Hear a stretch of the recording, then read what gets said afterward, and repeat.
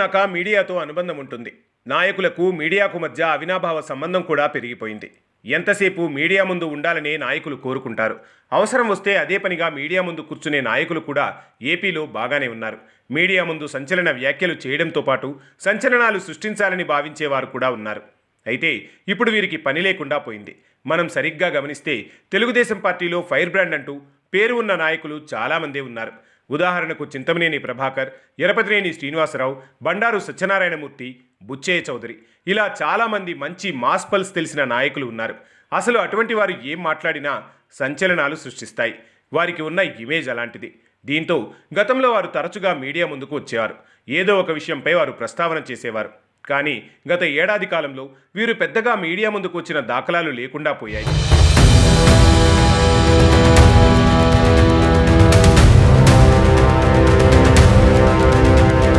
అయితే దానికి గల కారణం మాత్రం ముమ్మాటికి తెలుగుదేశం పార్టీ అధిష్టానమని చెప్పక తప్పదు. ఎందుకంటే ఈ విషయంలో పార్టీ అధిష్టానం నుంచి బలమైన సంకేతాలు వచ్చాయన్న వాదన వినిపిస్తోంది. టీడీపీ ఫైర్ బ్రాండ్స్లో ఎవరైనా ఏదైనా మాట్లాడాలి అని అనుకున్నా ముందుగా తమకు చెప్పి ఆ తర్వాతే మీడియా ముందుకు రావాలని పార్టీ నిర్ణయం తీసుకుందని సమాచారం. దీంతో చాలామంది ఫైర్ బ్రాండ్లు అసలు మీడియా ముందుకు రావడమే మానేశారు.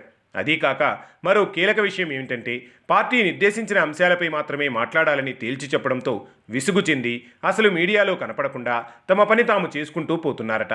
అడపాదడపా పార్టీ ఆదేశాల మేరకు మాట్లాడుతున్నా అదేదో కంటితుడుపుగానే తప్ప దానివల్ల పార్టీకి కానీ సదరు నాయకులకు కానీ పెద్దగా ఉపయోగమేమీ లేకుండా పోతుంది.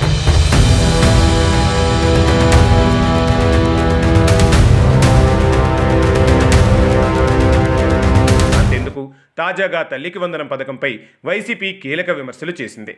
ఈ పథకంలో మినహాయించుకుంటున్న 2,000 మంత్రి నారా లోకేష్ ఖాతాలోకి చేరుతున్నాయని తీవ్ర పదజాలంతో విమర్శించింది.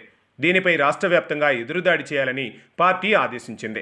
దీంతో కొందరు నాయకులు మీడియా ముందుకు వచ్చారు. అయితే ఆ ఎదురుదాడి చెయ్యాలన్న విషయంలో మాత్రం టీడీపీ పూర్తిగా విఫలమైందని చెప్పక తప్పదు.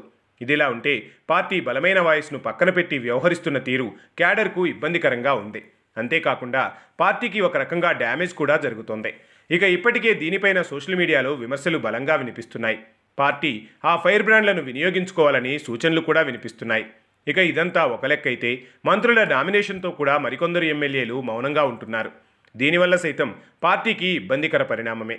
ఏది ఏమైనా దీనిపై పెద్దసారు చిన్నసారు ఇద్దరూ ఆలోచించి పార్టీకి జరుగుతున్న డ్యామేజ్ని కంట్రోల్ చేయాలని పార్టీ క్యాడర్ కోరుకుంటుంది. మరి చూద్దాం బాసులు ఇద్దరూ ఎలాంటి నిర్ణయం తీసుకుంటారో.